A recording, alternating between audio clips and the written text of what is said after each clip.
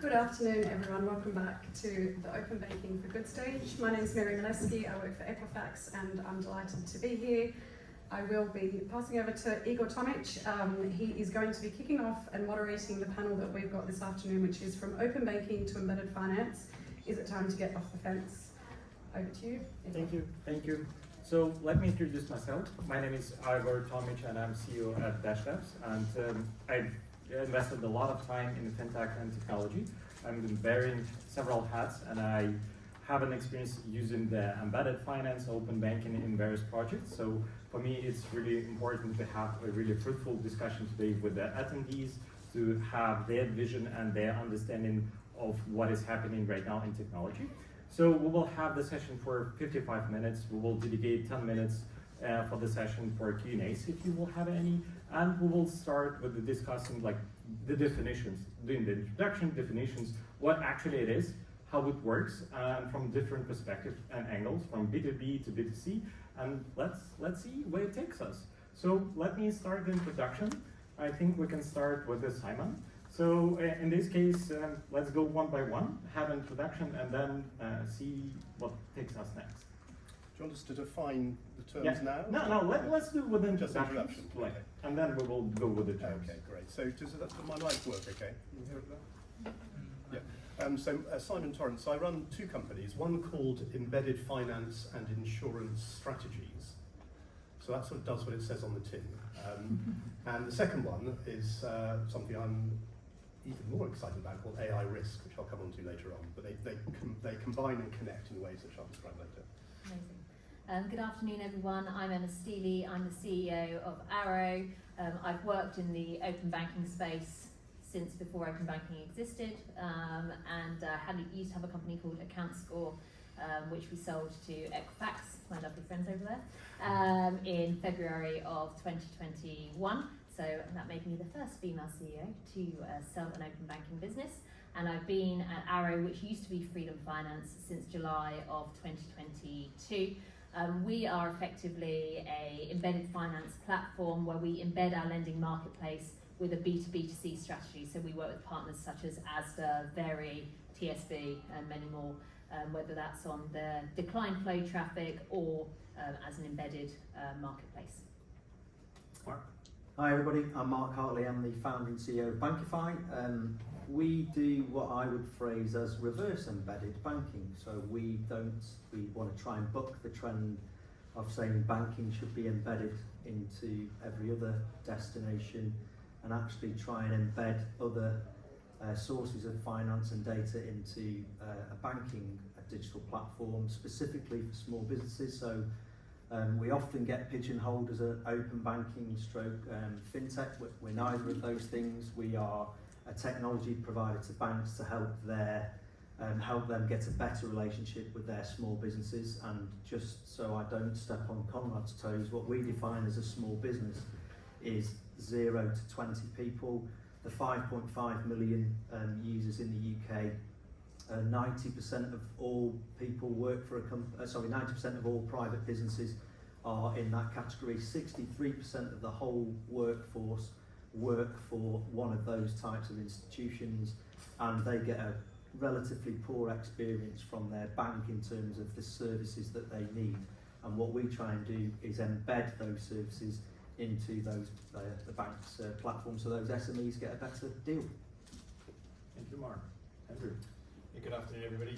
Andrew Crocombe. I run our embedded banking proposition at Clearbank. About 10 years ago, when we sort of started Clearbank, it was very much a bank that was built around trying to provide the back-end infrastructure for regulated financial institutions. And I think what we found over the course of that sort of last 10 years is that there's a real opportunity within embedded banking, and it's something that I think we've really sort of championed, particularly over the last 5 or 6 years. And we really see an opportunity in terms of so many business models and use cases that are opening up sort of more and more and more. We really see it as a real sort of pillar of our strategy at this point. Okay, thank you, Andrew. Conrad? Hey everyone, I'm Conrad. I'm the Chief Product and Strategy Officer at Alika Bank. Alika Bank, for those that don't know, we're focused on the medium-sized business segment, which big banks really struggle with. It sits awkwardly between the millions of consumers and micro businesses and the very large corporates. So we're focused on that segment, which represents about a third of the economy. And because the big banks struggle with it, we are, believe it or not, the fastest growing fintech ever in the UK. So Deloitte recently named that we've beaten Revolut's record by a large margin, actually. And we're also the fastest growing company in the UK per the Sunday Times. Indeed, we partner with Clearbank on our current account proposition, which I'm sure we'll talk about later. Okay, thank you for the introduction. And in this case, let's start with the terms, because like during the discussions, everyone is mixing up and putting own understanding into the terms. And for better understanding the discussion here, let's go with the small steps. And Emma, can you give us your understanding about the open banking, like what it stands for you, what does it do on the business side and helps our customers? Yeah, so in terms of open banking for me, I very much come from the AIS side of it. And so, you know, when we had account score, it was really about teaching lenders how they could lend, and that was in the SME space and in the consumer lending space. So for me, it was about how to gain access to credit and drive financial inclusion. So that was very much how we came from the open banking side of things. And what we use it for now in Arrow is actually exactly that. So we will pass some customers through the open banking journey to enable them to access finance when they may have already been declined for it elsewhere. Okay, it's clear. And then everyone is discussing embedded finance, Yep. and it's really should be defined. What is it? So, Andrew, can you help us? And what is your vision? Because you're more on B2B side. Yeah. So, what does this mean for your company and for yourself? So I'm not sure I can help, but let me have a go and see where we get to. I think for the way that we look at sort of embedding finance or banking, which are sort of fairly interoperable, is really sort of trying to put financial services at the point of need. So where is it that actually that there is a use case or there is a journey that really benefits from having some form of financial services attached to it without having to break the cycle?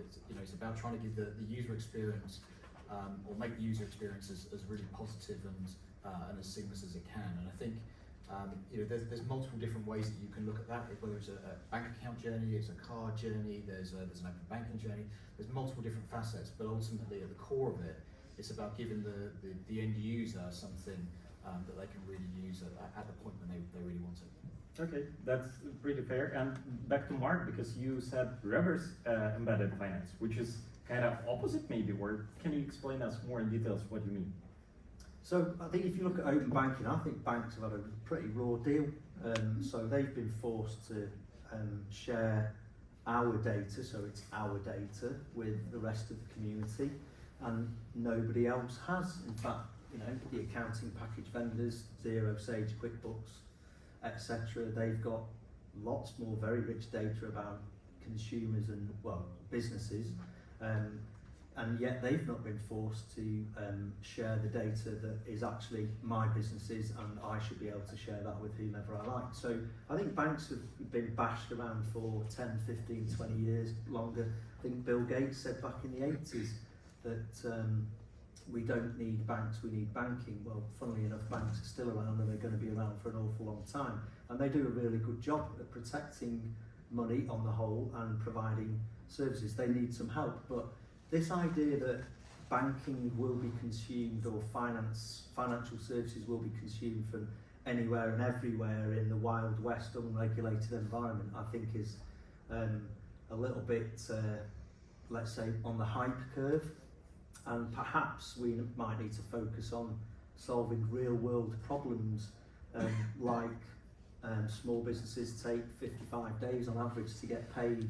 They trust their banks to do that rather than fintech. So I think this idea that we're all going to see banking consumed from absolutely everywhere and anywhere in the next 12 months and it'll all be fueled by AI hype is nonsense. And I think what will happen is banks will play a major role in this, and we will embed other things and other services inside our banking application in the same way that over time we will embed services from a bank inside third-party experiences, and the end user will choose where those services are consumed from. Okay, that gives a good sense. But on another level, we can see that big tech companies like Big Five, like Apple, Google, they also entered the fintechs, and they see that there is opportunity for that. does it make any threats, or how actually it corresponds to embedded finance in this term? Because Apple is definitely going to provide more services, and they already started with the US market, with the cards, finance. What do you think about that?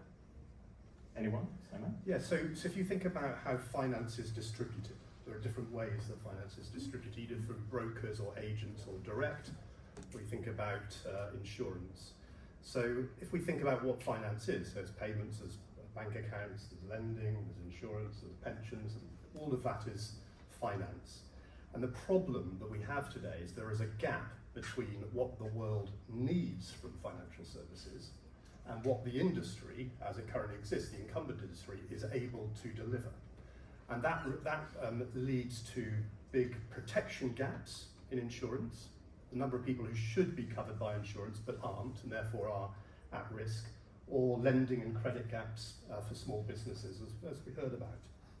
So what embedded finance says is, why can't we work with other industries and organizations that have closer relationships with the everyday lives of many more people, take advantage of those relationships, the frequency of interaction and the customer data that they have, so we can understand more clearly the unmet needs of those customers, such that we can then collaborate with incumbent providers to deliver the right types of solutions to meet those unmet needs. So I guess that's what you're doing with ASDA, for example, is to create unique lending propositions for a certain part of the market that ASDA knows really well, but are not well served by the banks, and the same would be heard on small businesses. So embedded finance is about embedding financial services into the daily lives, customer journeys of many more people to address unmet needs in a way that services for constituents and stakeholders. The end user, whether they're a consumer or a small business, to give them the type of financial services they need that they don't have today at the price they can afford. For the brands, the non-finance brands, to help them create closer relationships with their end customers, like retailers, telcos, vertical software companies. For the supply side as well, to be able to reach more customers without all the costs in distribution that we normally have. And finally, government overall, because it's helping to make financial services more pervasive in society. So it addresses all those needs. And coming back just to my final point, is that embedded finance is taking a greater share of financial service distribution in the way I've described. And so it's due in payments, it's already up to about 20% taking share from the incumbents.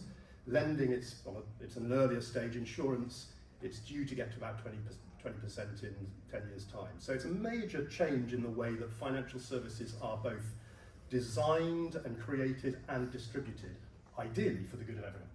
Yeah, I completely agree with that, and I think that where the difference is that we have right now is that we are in the user experience era, to be Taylor Swifty about it. So that's where we currently are, and that is what is driving everything in embedded finance. It's that market-driven consumer demand. Whereas with open banking, certainly in this country, in the first instance, was driven by regulation, and so there naturally would be some kind of like tension between it, but I think there's a healthy tension, and actually what we'll see as user experiences continue to evolve in open banking, that will become more of a streamlined embedded service as well. But absolutely, the likes of Apple and, in my case, the Asdas of the world, Asda, they are the organisations that are wanting to serve their customers and recognise that their customers want to be able to access credit via them. But it doesn't mean it goes through without regulation, right? We have to be regulated in everything that we do to provide comfort that the protections actually exist. Okay. Yeah, I would just make the observation. I mean, we talk about embedded finance as if the underlying concept is brand new. It's not. It's been around for decades or even centuries, right? So, real example, lending. It's ever since there's been cars. When you went to buy a car, you would get finance on your car because most of us can't afford to pay cash for a car. If you're a small business, buy a van. What's changed with digitalization is two things. Firstly, the speed, and secondly, the immediacy. Speed and barriers to entry. So let me just break down that a bit. So firstly, back in the day, I would go in and buy a car, and they would say, okay, we need finance, but then there'd be faxes, there'd be meetings, there'd be paperwork, there'd be letters. So in other words, the immediacy wasn't there. From the dealer's perspective, it's not ideal, right? Because the customer has a chance to change their mind. These days, you can pretty much get the finance for your car at the time of point of sale. The second thing is the barriers to entry. So because it was very manual, faxes, letters, meetings, it only really worked for large ticket items. Now with digitalization, the cost or barriers to entry have collapsed, right? And we have an extreme example here in the UK, which I have to say I find slightly unfortunate. You can now get a curry from Deliveroo, I believe, on buy now, pay later. I think we've probably gone too far, it's my honest opinion. No, you can get drunk and fancy a curry you can't afford, right? But that's how we've got to, right? But if it was a matter of faxes and meetings, then there's no way I would have got my curry on delivery on credit. Let's be clear about that. So you've got speed or immediacy, and you've got the cost barrier to entry. This is why we're talking about embedded finance, because digitalization has allowed an exponential growth in the use cases, but the concepts underlying it are not new. And I think it's important we kind of reflect on that, right? The idea of buying stuff on credit is not a new concept at all. I mean, just coming to the point around points of need, I think this is probably the philosophical debate you and I will end up having. Just the two of us. Well, particularly on the SME segment, right? So I kind of began to think 10 years ago that the days where a small business would log into online banking to see who's paid them and made payments, and then log into their accounting software, see who owes them money, and raise some invoices. Those are two very disjointed things. And we have the concept of a bank rec, where you pretty much sit there and tick that you're being paid against your invoices. So the first wave of open banking, which was AIS, allowed you to do bank feeds into your accounting software, and the manual ticking off went away. Okay, but the second phase is where you log into your accounting software, or in your case, the online banking. You log into your accounting software, and there's an invoice from a supplier, and you just click on it and you say pay. Yeah. Now that is utterly transformational for the banking segment, because if you think about our use of branches, and the UK is an extreme example here, we didn't all wake up one day and say, you know what, I'm never going to go to a bank branch again. We didn't decide not to go to bank branches. We stopped having a reason, yeah? We just stopped having a reason, and then you read an article, it's like, yeah, it's true, I haven't been to a bank branch for a year, which in my case is true. The same will happen with your online banking in this world, because you'll basically realise you no longer have visited online banking, because you're now doing it from within your accounting software, or Shopify, or wherever you manage your accounts. So this is the fundamental impact. The risk, coming back to your question about big tech, is do the financial services providers become the dumb pipes? Do they become the core infrastructure, not the value? And that's the play that we'll see over the next couple of years. Can I just add to that? I think it's transformational not just for the banking sector. Fundamentally, it's transformational for the user. As a small business owner, I don't want to be doing admin. I want to be running my business. I want to be out there selling or providing the service. If you can get an invoice in, immediately it's paid, immediately it's reconciled, you're saving just a crazy amount of time and probably improving accuracy and everything else. I think it's transformation for everybody in the chain. Okay, thank you for the It's comment. interesting that you picked up on the supply side of payments there, though, because actually, being a small business owner, I'm not remotely interested in when I need to pay my suppliers. I'm much more interested in whether my customers are going to pay me. So, this is an interesting scenario, because collections is something that small businesses have not had from anywhere. And you talk about accounting package vendors providing those types of services.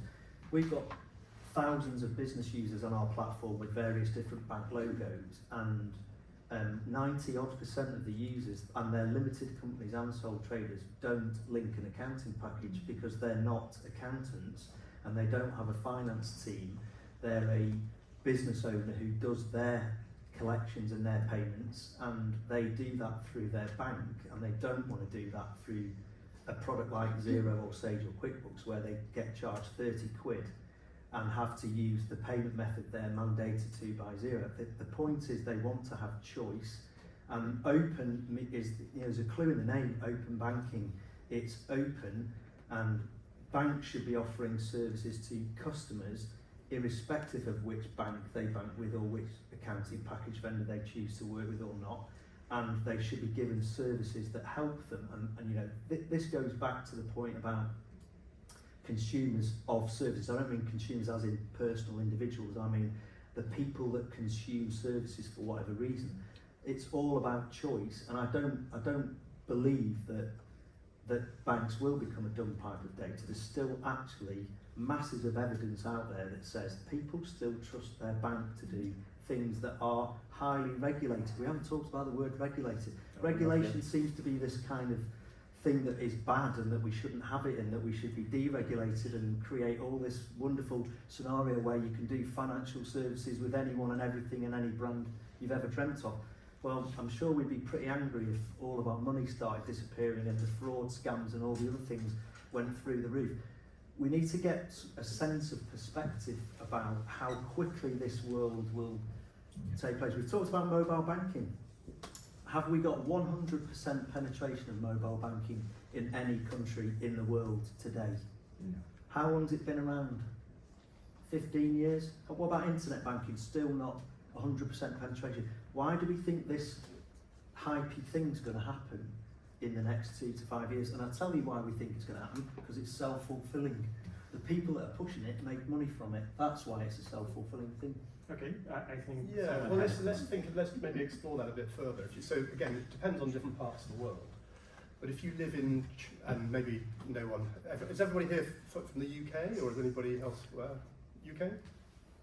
Yeah, if you're in China, you Thankfully can't. not. Yeah, if you're in China or India or where most of the people in the world live, it's difficult to get a bank account, and it's difficult to get insurance, and it's difficult to get loans.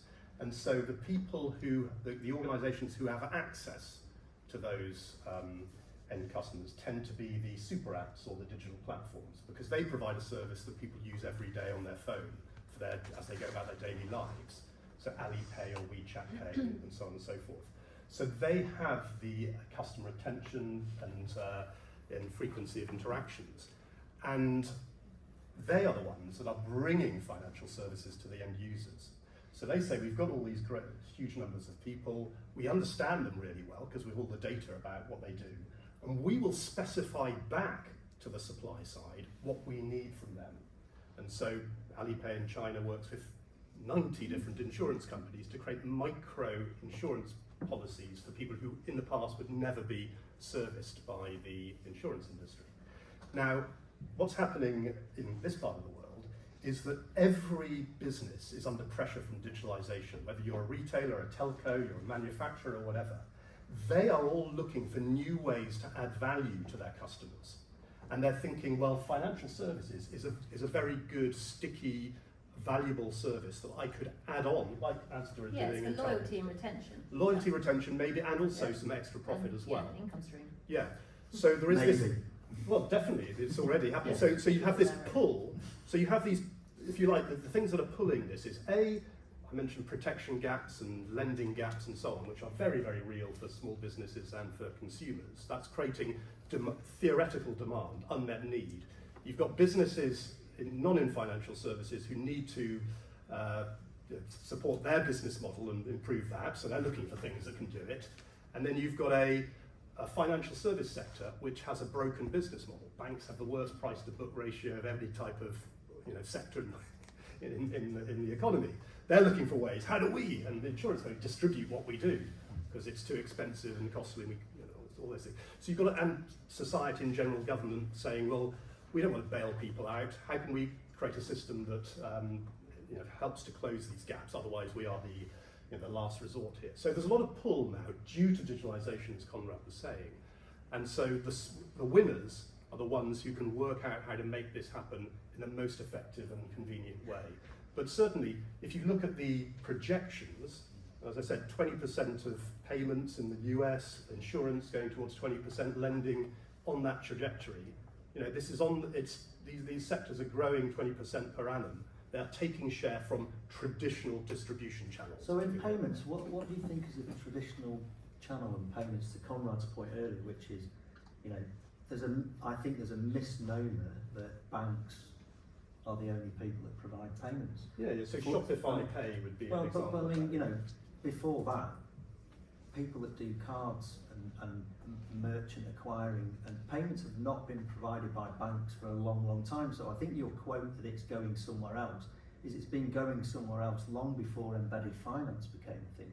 Well, no, this is about other brands, non-financial brands, creating payment services for their customers, like the one that we were mentioning before. So that is growing, quite considerably. So you've got new payment facilitator type companies that are enabling that, or Stripe and Square that are enabling small business to take payments. But they're not doing anything that hasn't been done for. Well, they're doing it in a long digital. time. They're doing it in a digital, much more convenient way, in a way that the brand can control and make it useful for them, rather than it being having to use somebody else's clunky product. Yeah, an example I'd give, if you look at the payment acceptance, so the terminals that shops and hotels and restaurants have, you've seen sort of two phases, very rapid phases, by the way. So the first phase was cheaper types of terminals, which are now effectively just Android tablets, right? That was phase number one. But phase number two, which is embedded finance, by the way, is you now have these vertical SaaS providers. So you have restaurant booking systems, you have hotel booking systems, and they do all the stuff you need to make administering your business easier. But guess what? They've commoditized the payments because they can just flick in and out the payment provider. So what used to be a very defensible part of the market is now very hard to defend, and causing a lot of ructions in the industry, by the way. So there is a trend. It's driven by digitalization. It's driven by SaaS. The question is basically how quick it happens. I would make one other observation, by the way, talking about the incumbents, is the incumbents have left themselves open to attack. And the reason they've done that is because they've allowed their business models to get more and more reliant on apathy and miseducation by customers. Now, that's a very incendiary comment to make, so I'm going to back it up. In our world of SME banking, and we are a bank, to be in SME banking, SMEs in the UK are losing out on about £9 billion a year of lost interest, because their money is sitting in big bank accounts on which they pay either no interest or far less interest than they pay to large corporates. So let's just unpick that. Large corporates have professional treasurers. They have people whose day job it is to go and beat up the banks and say, give us value. So they get a better rate of interest. But what happens to the small businesses? Small businesses don't have a treasurer, they don't have a finance professional. So the big banks take advantage of that lack of education, of the apathy, of the fear of going outside of the too big to fail banks.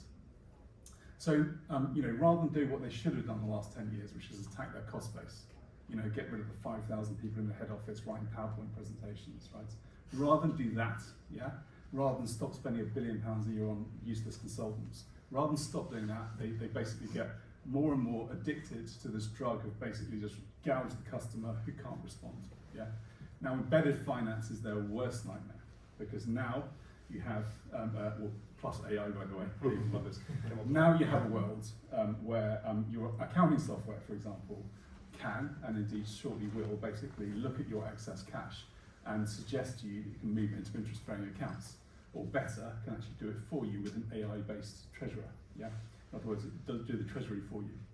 So they have created the situation because they've not dealt with their underlying problem. They've become fat and lazy, and they've gouged their customers, and they've created a situation where there is a huge value exchange. £9 billion a year of interest lost by small businesses. Just imagine if that flowed into the real economy. So that's the problem they're facing. They haven't dealt with their underlying challenges. Thank you, Conrad. Which brings us into the opportunities and challenges. So let's discuss what it brings us, because we're living in a new world which is powered by the technology. Everything is changing really fast. So what are the challenges and what are the opportunities? So let's make that link to AI then. So what is coming down the track very fast is something called agentic AI. So rather than AI that just predicts things or analyzes things, or even generative AI that creates content, which is very powerful and useful as well, there's something called agentic AI that builds on those developments. And what that means is that suddenly you have almost human replicas who can do the same job as a knowledge worker to a better standard. So, for example, if we take the example of and this is very sensitive as well, because essentially it could replace a lot of the jobs that in the past have been done by people. But I'll give you one example, a really extreme example, and then we'll pass it on. But one insurance company I've been working with recently, which is a small company in France, it replaced its entire operations team with AI robots. So these were underwriters, customer service managers, policy, admin people, IT and finance. And for various reasons, they did an experiment. Could we run our business just with AI robots, agents? And they managed to do that in 3 months, at replacing all those functions. All those people, all those digital employees now communicate on Slack to each other. They have a manager robot and they have a human at the top giving them directions. Now, because they don't sleep, don't have the same biases as we do, they achieve better results. They got loss ratios, 20x better than the humans. But it's sort of unethical and it's a bit immoral as well, and the regulator will start to press on that. But that tiny example is the future already exists today. And what that means, I think, to Conrad's point, is a couple of things. One is, traditional institutions don't have to have so much fat that they had before. They can do a lot more with what they've got, or a lot more with less. And companies are considering what that looks like, how to augment the workforce. On the other side, it means that you suddenly have a new intermediary between the customer and the suppliers called the AI agent working for me to manage all my financial needs.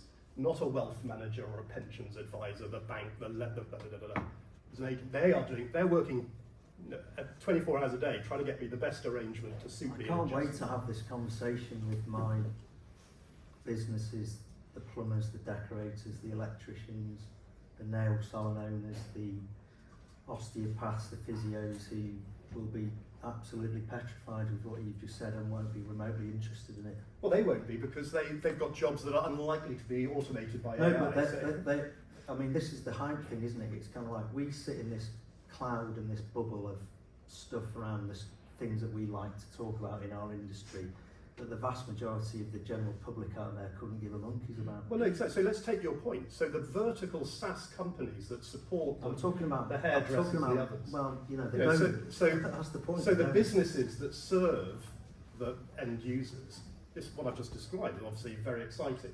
Now, if the end user, if your job is being replaced, that's a bit of a worry.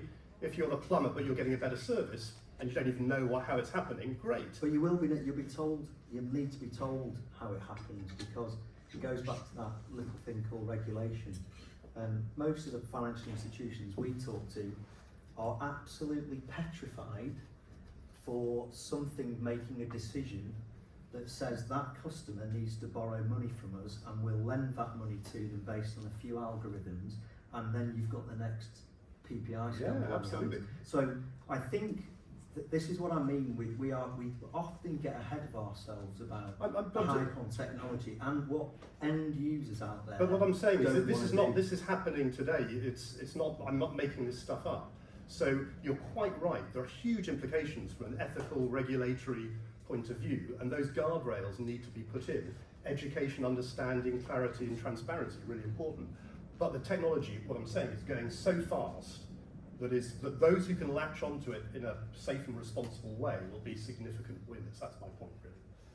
Yeah, but it also creates losers potentially, right? So the people Absolutely. that cannot do that. And if we think about regulation, a lot, and you sit and you talk with the banks, and there are so many times that I feel that I go to the banks and speak to them and say, look, just because you can't lend to X percentage of your customers doesn't mean that you shouldn't be delivering them a good outcome. This is how we should look to work it, and we can embed these kind of technologies with you. It's not that the banks actually don't want to move.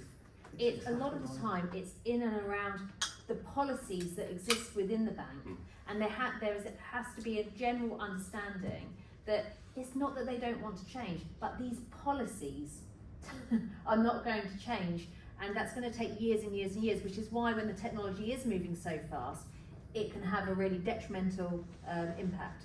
So yes, the technology companies that are able to do this can win, but what is it that the consumer is actually wanting? And one of the things I've spoken about quite a lot before is AI in and around the credit space. Yeah, does AI make my life easier when I'm using it for generative AI to come up with for my weekly comms that goes out to the firm? Absolutely yes.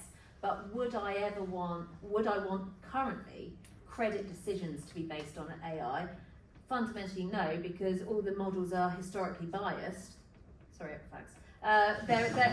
But the models are biased, and so you'd be training it on data that's already biased to Yeah. give more biased decisions, and that just leaves you in a mess. Yeah, I mean, it's interesting because most investments now are done by robots, algorithmic trade. I mean, so most of it is not done by humans. So that's an extreme example where you give Vanguard your money and their algorithms give you a return that they sort of promise. So it's sort of happening. You've got automated. So the world, we're already in that world, and but it is there's all kinds of significant challenges. But those who grasp it and work out how to use it ethically and responsibly have an enormous advantage and success. So if I take us away just for a fraction from the lending space, because I get the complexities in lending, I think if you look at it from a pure banking or in a payment space, I think you end up with a slightly different position. So we found that our business model is very clearly, back to the policies point, we've built a business model around how do we enable other organisations, Alaka being a great example, to actually be able to take their services to the market by providing that embedded sort of capability that actually really can be transformational under the right sort of brand and banner. And that's a combination of, in our opinion at least, of us having the right regulatory permissions. In other words, we're a bank. We're not out there doing something that's bank light, but it's not subject to banking regulation. That gives us the ability to be able to build propositions and to be able to provide technology that fundamentally people can trust. And actually, that really, I think, is at the very heart of actually what the success of embedded banking or embedded finance is going to be. Is can I trust who I'm working with? Absolutely. That they're backed by regulation. And regulation is good. It's there for the right reasons. Absolutely. Sure, there are times when you might wish it wasn't, but it is there for the right reasons. It's there to protect us. It's there to give us the guardrails. So I think, and again, I recognise sort of credit is a slightly different place. But I think in terms of some of the opportunities and the models that are out there in the market, I actually think there's some really, really big opportunities right now. Okay, thank you. Different angles, but it gives a really good overview. And another question that I heard today was regulation for accounting systems. On one hand, we have banking, which is forced and overviewed by regulators, but on the other hand, we have companies who have much more data, much more information about the customer, incentives, and even real things which is happening on the finance side, and they're not regulated. So why so? Nor are they forced to share their data, which is ours, with anybody else. But what are the reasons? What do you think? Because banks are being unfairly treated. Okay, that's Well, good. I mean, but and everyone says, well, banks have been through a checkered history in recent pasts with various different things, but there is a far more rich data inside an accounting package than there is inside a bank account, which tells you what a payment was made for, but it doesn't tell you it tells you the value of the payment, it doesn't tell you what it was for. So, I mean, if we're going to move to an open finance world, then if the premise is the data is the customer's data, then surely every organisation that holds any information about the customer should be forced to share that data with regulated third parties to make sure that it doesn't go to unscrupulous actors in the space. But why doesn't that apply to insurance companies? Why doesn't it apply to accounting packages? Why doesn't it apply to HMRC? Yep. The only way you can get access to HMRC data about a business is if you submit a VAT return on their behalf. I mean, Well, as a consumer, right, you can only share your data if you go into the government gateway Absolutely. to do all of that, and it's the worst user experience possible that you give up every single time, right? So you can't, to the point of policy not changing. Banks, when they're underwriting a mortgage, want to see the pay slip. That isn't available on any open banking, right? No. Because you don't see the gross pay, you see what goes into the bank, what they call, but it's the policy, right? So, and why should they change it, right? But that's what this is the kind of thing that needs to happen. And then you look at adjacent things like brokers. How many people get absolutely, totally ripped off by somebody that's supposed to be acting in their best interests, that is overpricing a particular thing that they're selling, because they're saying that we'll take the data and we'll take it to an independent place and get you the best deal. I mean, so if we're going to create a real world of fairness that has got nothing to do with AI, it's got to do with whether or not I can get my data, whether I'm a consumer or a business, and share it with whom I want to share it with, provided they are regulated. Yes, And that's why I think the model needs to, the policy and the models Yeah, needs to change. I think we've talked about three very different types of entities. So we've talked about HMRC, which is government policy. They are looking at it in the SME segment, I know that. The main reason it hasn't happened is the government. Which one? It's hard. So HMRC is being recommended to do this. The question is, can they execute? And that's a government question. Insurers are other regulated institutions, so they're not dissimilar to banks. So yeah, fair question. I'd like to sort of touch on the accounting software because I think it's super interesting. So accounting software has chosen to open up APIs, right? They weren't told to, they chose to do it because it gives the customer utility. So Xero accounting software, they're kind of like a major challenger here in Australia and America. They have an API. Now they police it. It's not available to everybody. They do have some policies which are arguably anti-competitive, right? But they have an API because it's driven utility. The banks didn't choose to create APIs because APIs are the way that customers get better value. Yeah? Customers shop around, right? They had to be told to do it, right? Accounting software didn't need to be told to do it because it's utility. So that's the fundamental difference. And why is it that the banks have that advantage? It's because they're regulated in the first place. The regulated barrier to be a bank is extremely high. We live and breathe this, right? It's for a very good reason. It's because banks look after ordinary people's money, right? You can't just give a license to anybody. But that regulatory moat of having a bank license, the problem that you then get is over time, we have what some would describe as an oligopoly in UK banking. I won't say it myself. So you get the situation where the incumbents have such an advantage and such a moat that there is no competition in the market. That's why the regulators had to force an API on them. They didn't choose to do it because we know that it would drive competition and choice, and that's not what they want. That erodes their margins. So I think, let's be clear, accounting software has chosen and opted to do. But they can choose to charge for it as well, and they do. Yeah. Why is that fair? It's my data. Why should I pay for my data in their package? But in the first place, you're choosing the place to go. So if you want to do accounting with one of those vendors, you have to sign up for their terms and conditions because they are providing allegedly a service that you can't get from other places. So and the fact that their APIs are chargeable is the point I'm making. It's not the fact that they've chosen to do it. It's the fact that a bank has to expose our data free of charge. Whether they were forced into it is a different point.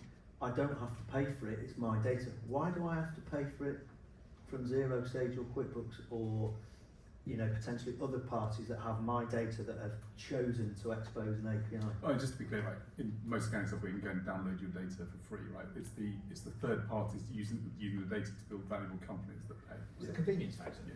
I think so. You're exactly right, Mark. I mean, you should be able to get your data or make it available from Facebook or from Amazon or from other places. No, thank you. Well, maybe not. You chose the Chinese example earlier.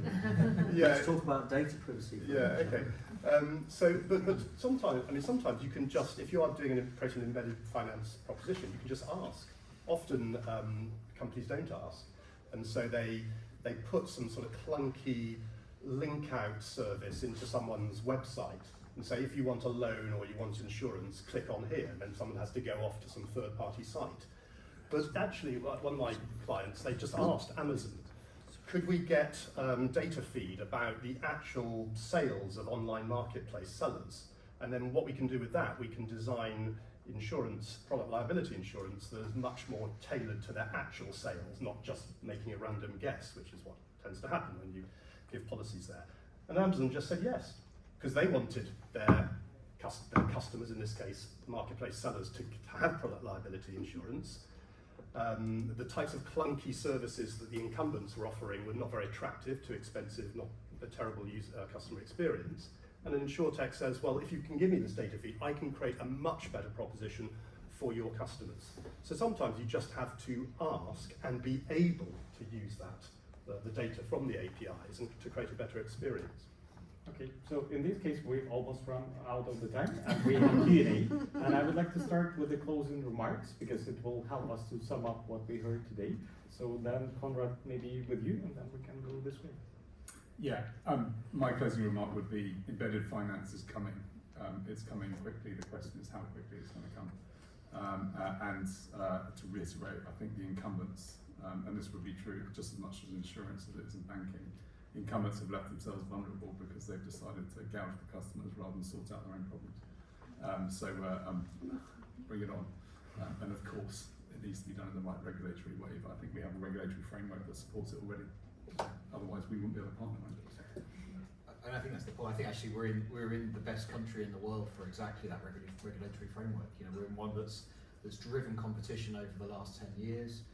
You know, you look at the rate tables right now. There are names in those rate tables that are not tier 1 banks. Well, that has to be changed for the good. And to Conrad's point, that's helping to disperse you know, the interest through the industry. So it's definitely here. Every single day, we're having more conversations with people that wouldn't entertain having done this along, you know, 5-10 years ago. Technology, regulation, opportunity, it's right here. Thank you. I would just say make it fair and fairer, and I don't disagree that it's coming, but I think that actually there's some much bigger real world problems to solve out there on the street by real people who don't talk about embedded finance and embedded banking every day of their lives. They're struggling to pay bills, they're struggling to get paid. Late payments, biggest issue for those 5.5 million small businesses in this country. They're not remotely interested in embedded finance. They want to just get the money that they're owed from the people that owe them money. And we should be solving near-term problems like that rather than navel-gazing about things that may or may never happen. Okay, Emma. I think for me it's about what the customer wants, right? We know that the customer is ultimately driving the market, right? So as that customer continues to drive that market and demand for these services, that's what needs to be created, and the framework, regulatory and from a tech perspective, has been there for a really long time. It's just that the customer takes time. It's just like we look back at contactless, right? It was the Olympics in London that kind of got that going for us here in the UK. There are events that occur, so it's that drive by the customer that will ultimately lead to the change, but we have to create the solutions around what the customer is looking for, not just think, oh, I'm going to create this because it's all whizzy. There's a lot of time, there's no point to what a lot of people are actually creating. Okay, thank you. Yeah, I think in many ways Mark's articulated the problem, which is people are not well served by the industry today. There are protection gaps for insurance, there are lending gaps, there are finance gaps, there's understanding about how to manage your money gaps. And the incumbent industry has not been good, is not on its own capable of closing those gaps. So embedded finance says, let's collaborate with other organisations that have more trusted, regular interactions and deeper relationships and data. Let's collaborate with those to create new solutions that meet the unmet needs of many more people to close those gaps. So there's a very big noble purpose behind embedded finance, and if you are smart at it, you can be very commercially successful as well. Okay, thank you. I see that in the current situation, we are moving to more complex and complicated world, whereas different solutions are possible. They might be embedded, they might be reverse embedded, they might be embedded into the super apps, they might be in your banking application that you use in every day. So everything becoming, in one hand, easier and more accessible, but on the other hand, much more complex in terms of the technology and how it can be used for your help or against you. So I see that this is really nice conversation, and we would talk for hours and hours, but I think we have attendees and they have all the questions, so I think it's a good moment. If you have questions, ask, and we will try in short manner, but still explaining and answering your question to communicate with you. So if you have questions, we're open to do that. Anyone? Okay, two cases. Nothing was clear or everything was clear. Okay, that's good to hear. So in this case, if no questions, I think we can wrap it up. If you don't have any comments or questions, maybe from speakers.